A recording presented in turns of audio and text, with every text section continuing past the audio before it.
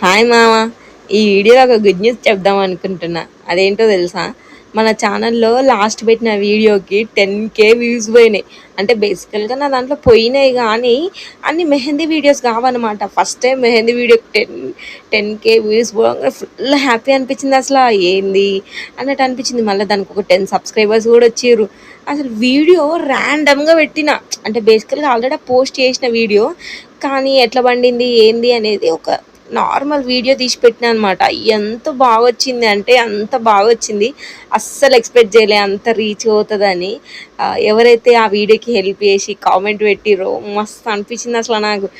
నాకు హిందీయే రాదంటే హిందీ కామెంట్స్ వచ్చినాయి. అసలు ఎంత హ్యాపీగా అనిపించింది అంటే అంత హ్యాపీ అనిపించింది.